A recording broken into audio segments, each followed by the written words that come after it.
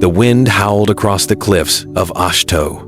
Rain hammered the stone steps as Luke Skywalker climbed higher into the storm. His green robes were soaked. His face was older now, tired, weathered, haunted.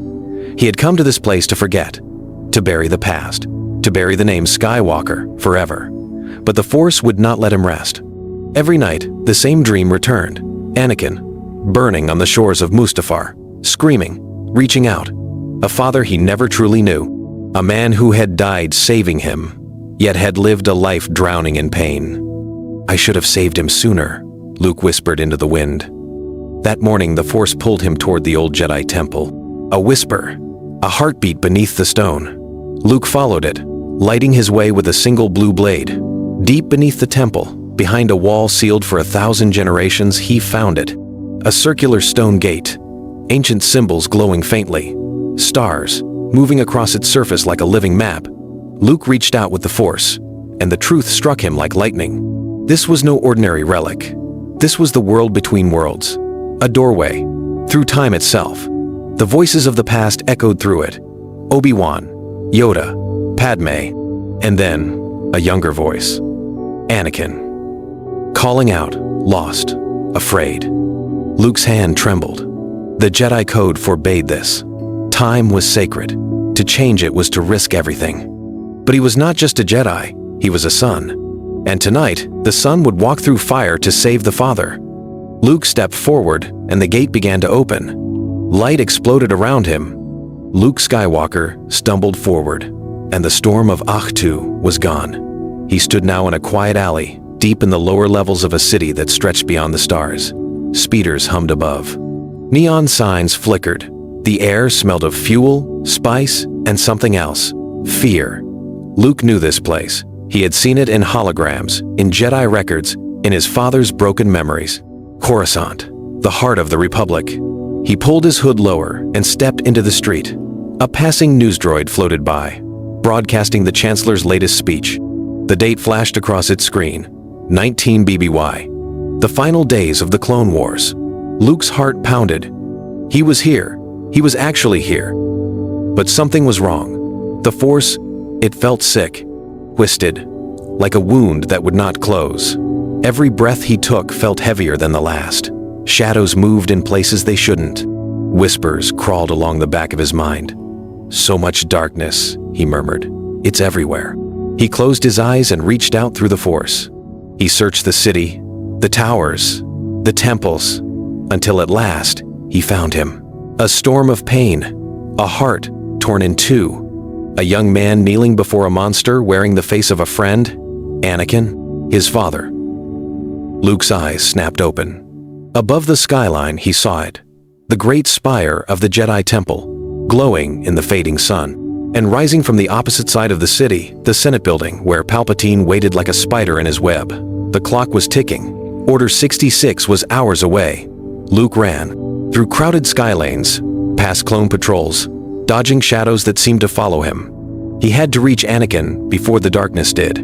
But deep in his chest, the Force whispered a terrible truth. He was already too late.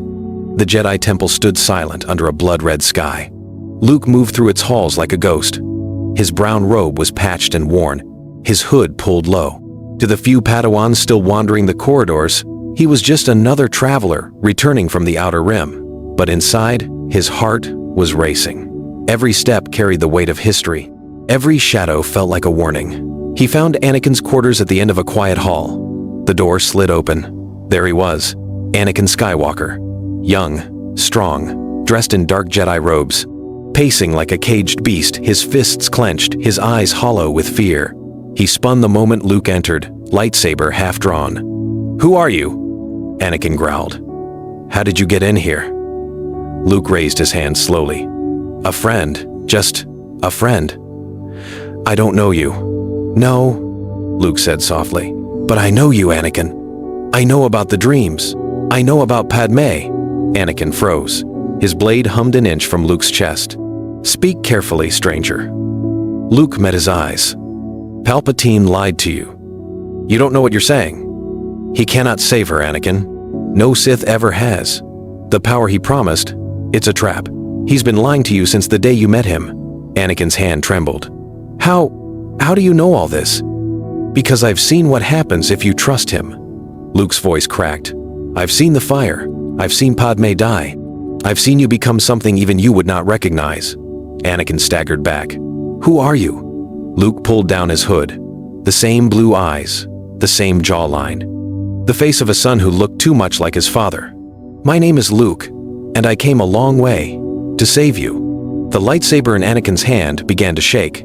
Then, he ignited it. The blue blade roared to life. Anakin lunged. Luke barely had time to ignite his own saber before steel met steel. Sparks exploded across the room. Holograms shattered. Furniture splintered under the force of their strikes.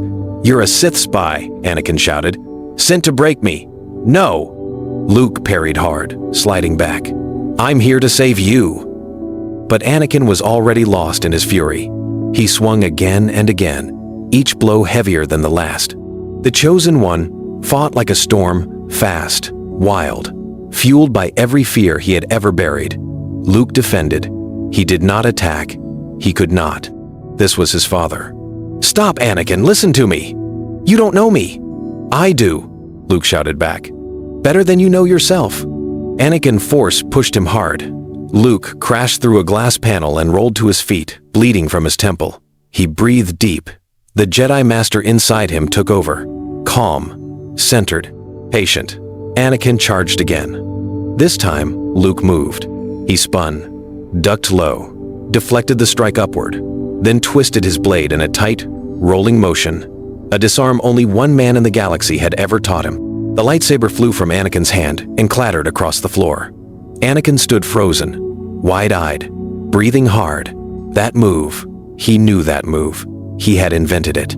He had never shown it to anyone, not Obi-Wan, not Ahsoka, no one. Where, Anakin's voice cracked. Where did you learn that? Luke lowered his blade. His eyes shone with tears. From you, Father. The words struck Anakin like a blaster bolt. Silence filled the room. Then, slowly, Anakin fell to his knees, shaking, as the truth began to crack the rage inside him at last. The Senate spire glowed against the dying sun. Anakin and Luke moved fast, their cloaks flowing behind them. No words, no hesitation, just two Jedi, father and son, walking side by side toward the heart of the Sith. The red guards at the doors stepped forward. Two blades flashed. The guards fell. The doors hissed open. Palpatine sat at his desk, smiling like an old friend. Anakin, my boy, you're early. Anakin's blue blade ignited. It's over, Sidious. The smile faded. In a single heartbeat, the kind old man was gone. What stood in his place was something ancient, something hungry, a Sith Lord wrapped in robes of shadow. So, Palpatine hissed, drawing his crimson saber. The son of Skywalker brings a stranger to do what he could not. I know what you are, Anakin said. I know every lie. Then die knowing the truth. Palpatine attacked. The duel was savage. Red against blue. Two blades against one. The Sith Lord moved like a storm, faster than anything Luke had ever seen. Furniture shattered. Windows cracked. The very force in the room screamed. Luke flanked him. Anakin pressed forward. They moved as one, a father and son, fighting in perfect harmony for the very first time. Palpatine slipped. Just for a moment, Anakin saw it. He drove his blade forward, and the blue saber pierced the Sith Lord's chest. Palpatine's eyes went wide. Impossible. Then his hand shot up. Lightning exploded from his fingers, wild, dying, unstoppable. It slammed into Anakin's chest and face, throwing him across the room. Luke screamed and cut Palpatine down with one final stroke. The Sith Lord crumbled to ash. But Anakin lay still on the floor, smoke rising from his armor, his face burned and broken. Luke ran to him, tears falling. Father, please, not like this. On Polis Massa, death did not claim Padme Amidala.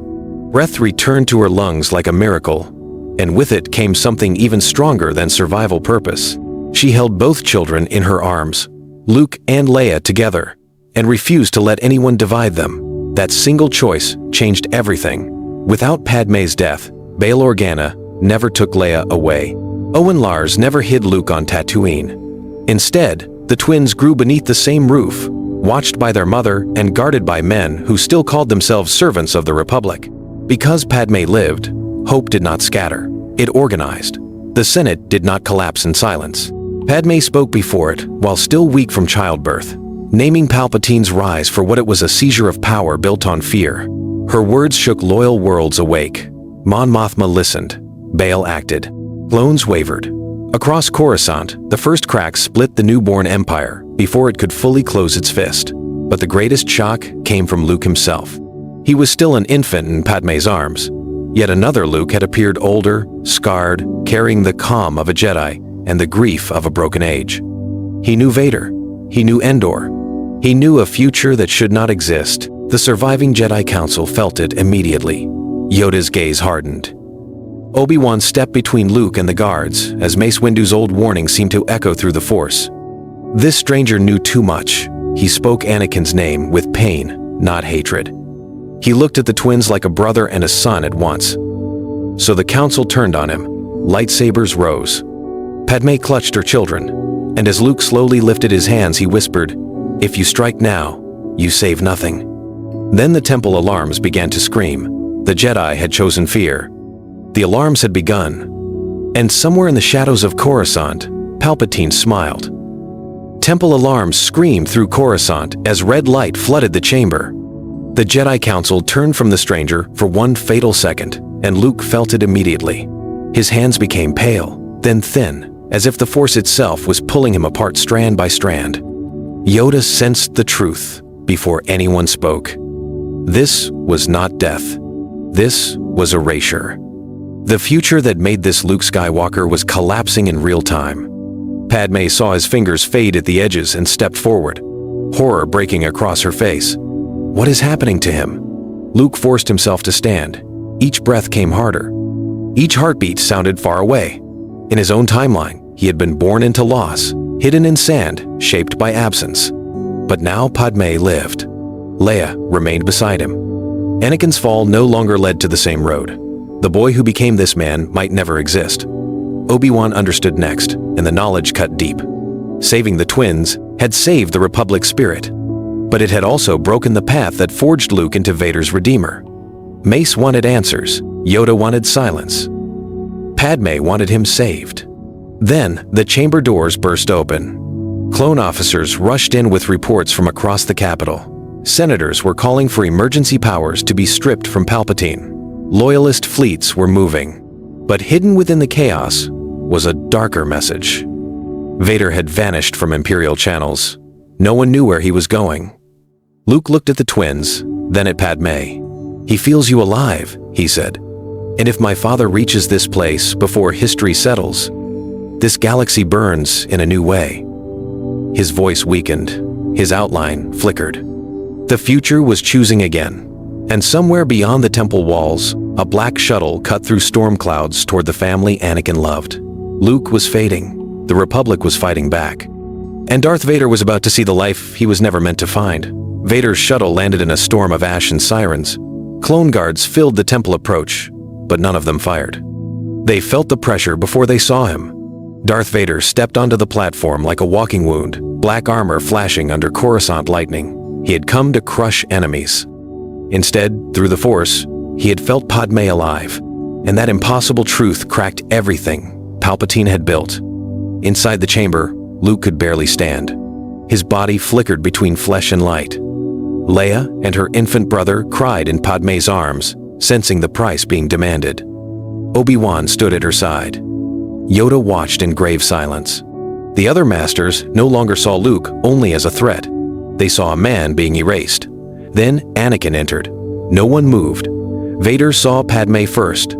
Alive. Shaken, pale, but alive. Then he saw the children in her arms. His children. Small, real, breathing. The galaxy seemed to tilt beneath his feet. Padme did not run. She stepped forward, tears in her eyes, steel in her voice. "Anakin," she said, "look at what still remains."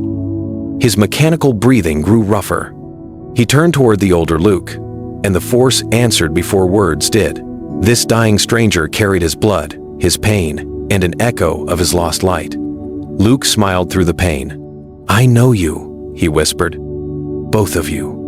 Mace Windu ignited his saber, ready for betrayal. Obi-Wan raised a hand. "Wait." Luke took one unsteady step toward Vader. Threads of blue-white light slipped from his skin and vanished into the air. He had crossed time to save the father he once redeemed, only to learn that saving this galaxy meant losing himself. Anakin stared at him. "Who are you?" Luke's answer came softly. "I'm the son you only meet when everything goes wrong." The words struck the room like thunder. Padme looked between them and truth landed all at once. The age in Luke's eyes, the pain in his voice. The way he watched the twins, with love, already lived. Her breath caught. "He is ours," she said. Anakin staggered back.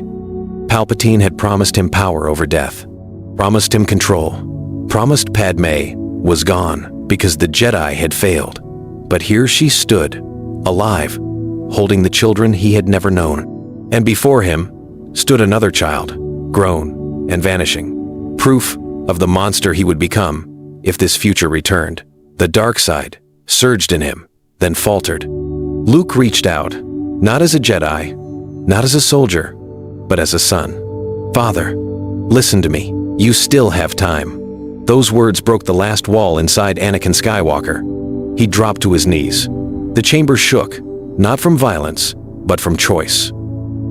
Across Coruscant, senators withdrew support from Palpatine. Commanders delayed imperial orders.